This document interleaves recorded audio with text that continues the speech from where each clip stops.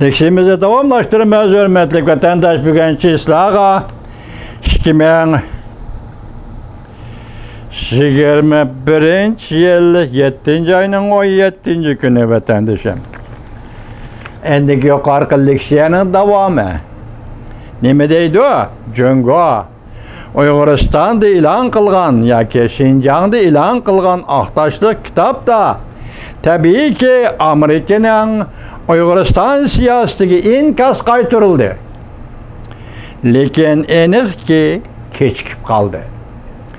Bu yıl 5. ayda Amerika Qo'shma Shtatlar Davlat Majlisi Uyg'ur kishilik huquq siyosat qonun loyihasini bu 2020 yılı qartılğancı mı?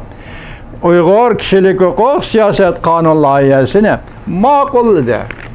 Amaliyotda bu qonun loyihaga Prezident Trump efendi 6. ayning 17. günü imzo qo'ydi.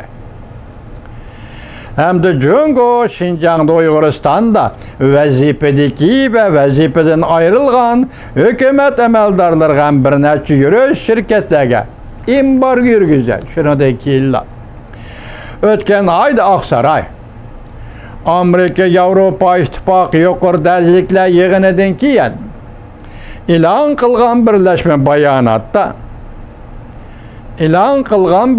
bayonotda Jungo'ning Uyg'uristonda, Tibetda, Hong Kongda yo'l qo'ygan bostirish siyosatlari va rayon bexatarligi qatorliq masalalar yana bir qatam tilga olindi. Amerika Qo'shma Shtatlar Davlat Majlisi Kengash palatasi 7. ayning 14. günü kashda bilet tashlab ovozga qo'yib bir turli qaror loyiha ma'qullab Uyg'uristondan import qilinadigan barliq tovar mahsulotlarini import qilishni chekildi.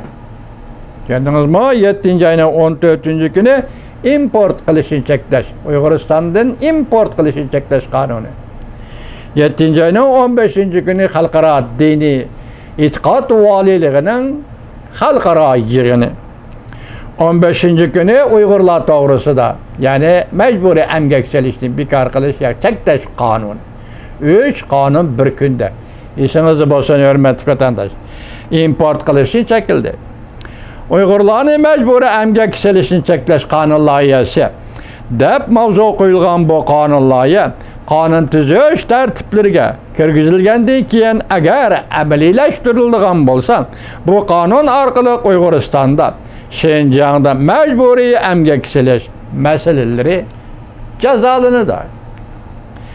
Gerçi Jungo alakadar taraflar Şinjan'da, Uyg'uristonda kishilik huquq mecburi emgak silish meselesini izchil inkar qilayotgan bo'lsa-mu, lekin Amerika Qo'shma Shtatlari Davlat Mahkamasi navbatda yana bir qatam bundoq ko'rsatdi.